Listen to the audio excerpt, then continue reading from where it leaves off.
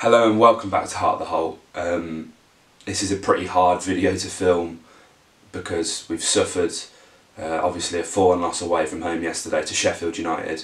An absolutely disgusting performance. Steve Bruce losing 2 games in a week, one to Burton away in the Cup and one obviously yesterday, 4-1, and he made wholesale changes. He said that the team would be unrecognisable come Sheffield United away, and that clearly wasn't the case. He made a lot of changes, and judging from what he said in his post-match interview, McGinn, Codger, Grealish, all these players that picked up knocks that were doubts weren't even fit and hadn't trained all week, which is a completely ridiculous idea to put them in, considering they've not even played, they've not even played in training games all week because they picked up knocks. It's a big risk. Not only is he risking, their fitness as well because they've not trained, but also the impact and the success that they'll have on the team in the future, because if you're going to rush someone back from injury, you're potentially only going to put them,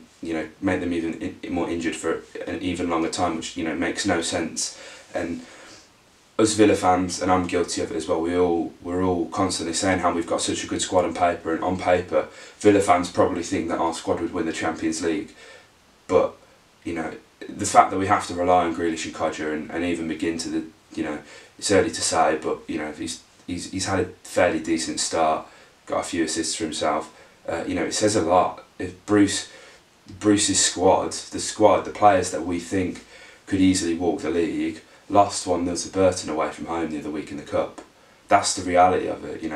Players like Henry Lansbury, who hasn't played for a long time, who I thought would be a decent player, poor performance. Conor Hourihane, who must be kicking himself that he's not getting himself in this team, didn't really leave a good impression. Albert Adoma, probably scapegoated a bit actually for missing that penalty. These players that are struggling to even get in the first 11, if they can't even beat Burton, then we've got some serious issues. And I don't necessarily think it's down to the players' ability. I do think it's how the players are managed and what goes on in the training ground, because if Bruce is training with these lads a week, first of all, after throwing them all under the bus after the Burton defeat is a bit unfair, and I can see the players losing a lot of respect for Brucey after that. But then to play the people who didn't train all week and then also throw them under the bus for that's on you, Bruce. That's on you. The lads that you'd been training for the past 2 weeks, if they're not adequate, that's on you. Like, what are you doing on the training pitch? Because James Bree had a very good game against Burton. Tanzabi played okay in the DM role. Bree was nowhere to be seen. It was a completely different team. There was no Moreira, which I think we all expected Nyland to come back into the fold for Sheffield United. But these, as I say, these players, he's trained with them all week, and if he's not seen anything in in the 7 days that says, oh yeah, you can start, this will work. We played 4 right backs on the weekend. We do this all the time, and Bruce seems to have his men that he likes to put in the team, like Mile Jedinak is always going to be one, and Glenn Whelan. It's very rare that he will play a player which would make us play better football, or sacrifice one of his favourites to play a player who naturally plays in that position for the better of the team. Bruce seems to like the people who he's picking week in, week out, regardless of the mistakes they make. Alan Hutton, for one, is an example. Countless times, everyone loves Alan Hutton, and I think us Villa fans are completely and utterly disillusioned by his work rate, because this season he has been nothing less than poor. And I hate to say that, because myself, I am an Alan Hutton fan, but he's not reaching the heights of last year. He's constantly caught out of position after he's making these runs, and he's making no effort to get back. This even showed yesterday in the game. And whilst none of us really, we know, are a fan of Mile Jedinak at centre back, it's something that we're gonna have to get used to, though. He's with Hutton making these runs and coming out of position, he's actually making Miller look worse than he is, because we all know how slow he is. He's going to have to come on the recovery, and it's just not very good for the defence, because we're all getting pulled out of position. Then Chester's out of position, Tanzabi at right back as well, who we've seen in previous games, like at Brentford, when we're all caught ball watching, he loses that 1 second, and then, as I say, at Brentford, the ball comes in at the back post. Because he's ball watching, he's not marking the man who heads the ball back in the middle for Mopé. And these are basic errors. It's the fundamentals of defending, really. And I've gone on the record and said a lot on this channel and on Twitter how I'm not a fan of Neil Taylor. I don't rate him, I really don't. But he must be sat there thinking, what does he have to do to get into this team? Some natural width would be nice. I really like Tunzabi. I don't think he's a right back. I think every Villa fan is on the same page. I don't think he's played terribly as a right back, but I personally think he's more of a centre half. I feel like if we had Taylor in the team, and I can't believe I'm saying this, with Elmo at right back, or even Richie Delap, what's he going to do to get in this team? Steve Bruce clearly doesn't like him. With Chester and Tunzabi at centre back, we would have a much more solid back four. With the way football's played now, and another reason why Steve Bruce just isn't up for the job, fullbacks are so important to creating goals and playing players out of position. Well, I say out of position. Tunzabi can play right back, but as I said in the podcast, you should listen to that link below. Whether he should is a completely different matter, because it'd be for the better of the team to have the natural width there. Neil Taylor, obviously a left-footed player, is a left back, would offer more than Alan Hutton does, because he's constantly having to roll the ball, get it on his right foot, come in.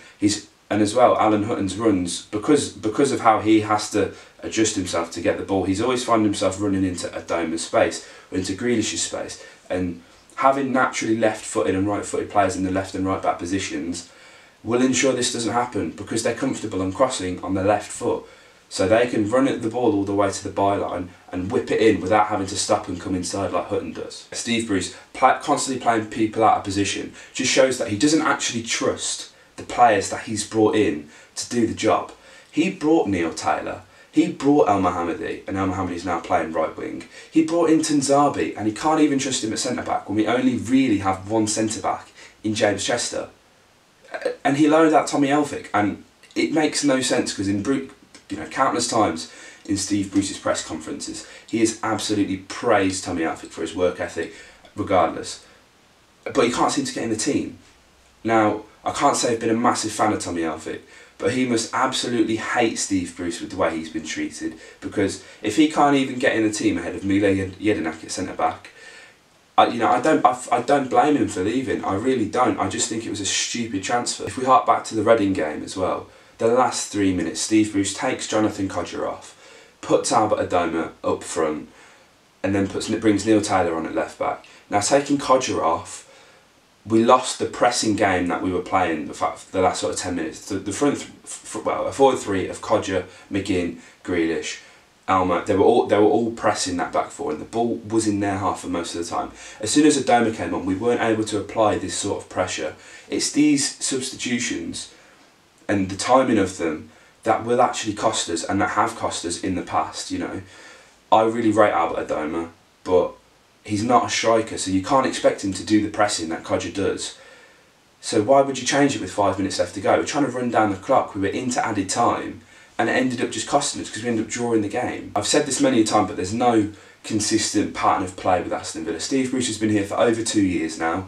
He's managed a lot of games, and I mean a lot of games, and I don't think anyone could pick out and say, this is how we're going to play every single week, because we just don't know. At home, we'll shut up shop and defend all game and try and nick a goal, which is what you really should be doing away from home. And you should be dominating teams at home. But we're just so unpredictable, it's unreal. And as I say, no clear pattern of play. It's making it easy for teams to come and dominate. Teams can come and they can play very nice football, like Brentford did, like Wigan did, and Sheffield United the other day.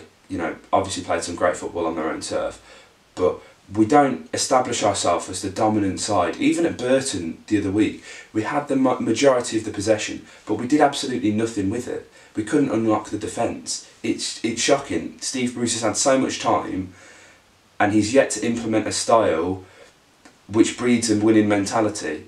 And considering Steve Bruce has been well renowned for set pieces, being organised from that, having a very organised defence, he's really letting himself down with this defence, not picking people in their natural positions, and just the amount of goals we've been leaking in, really. An interesting statistic that Ryan, one of our writers, he wrote an article about Steve Bruce recently, go check it out, that'll also be in the link, is that Villa have actually lost more games against the top 16 in the Championship under Steve Bruce than they've won, which is completely and utterly shocking. Like, that's it. It's unbelievable. It says it all, really. It honestly does. And whilst, you know, under Steve Bruce, I believe we have only lost twice at home.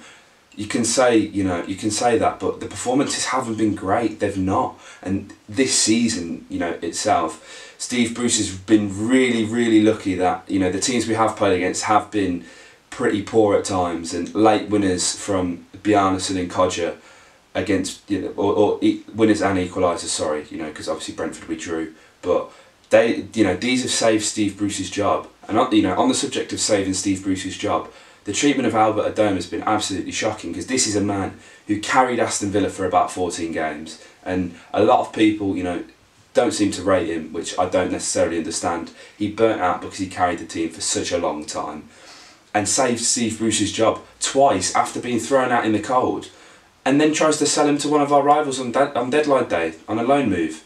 It makes no sense, like, especially as we've loaned out Andre Green. Surely you need the cover there. I can understand loaning out Andre Green because he's young and he needs minutes for his own development. But loaning him and Adoma out when Bolassi's not even fit, Elmo should really be playing at right back, not right wing, even though he has scored a fair few goals and has played very well, I would say. It just doesn't make sense. None of this adds up, and Steve Bruce, you know, you're going to be under a lot of pressure, mate. A lot of pressure. Results have to get better, but performances as well. If we're not up there by Christmas, and I don't even think he'll get to Christmas, Steve Bruce, then we can pretty much just write off the season. We've had a lot of money spent, Steve Bruce has, over his time here. You know, signing players like Scott Hogan, who doesn't even play. Henry Lansbury's on 40 grand a week. Conor Hourihan's wages went up by like 100% from when he signed from Barnsley. I imagine he was on peanuts there, but still. He's wasted the money he's been given. Not many people in the Championship can say they've had that much money and failed. The league's changed. Football's changed since Steve Bruce got his last promotion. Teams now go up playing attractive, expansive brands of football, with the exception of Cardiff.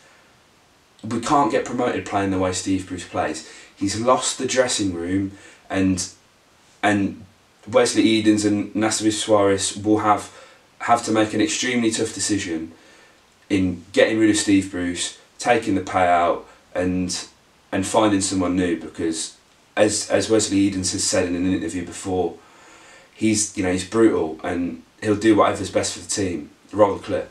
So, as you know, there will be bumps along the road. A bump this week in terms of a coaching change. How do you navigate through those yourself when you look at that and making those decisions? Well, you know, Coach Kidd did a wonderful job. He was here for 3.5 years, and we had a lot of success from where the team started to where we are.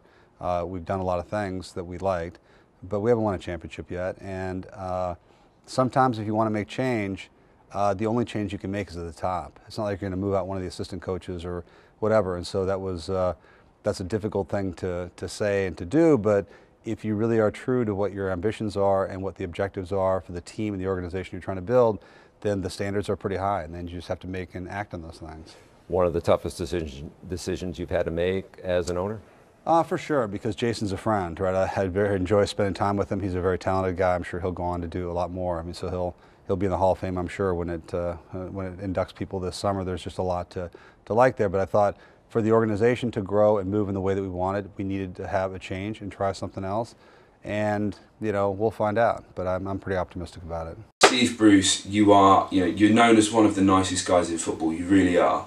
And you have gone through a lot of things over the past year, which none of us would wish ever on anyone. But being a nice man doesn't get Aston Villa promoted. And I'm sorry, but, you know, with the greatest amount of respect, you've taken us as far as you have. It's time we move on. And he would run 500 miles and he would slide 500 more just to be the man that walked 1,000 miles to come into the cup. Alan Hudson, Alan Hudson, Alan Hudson, Alan Hudson.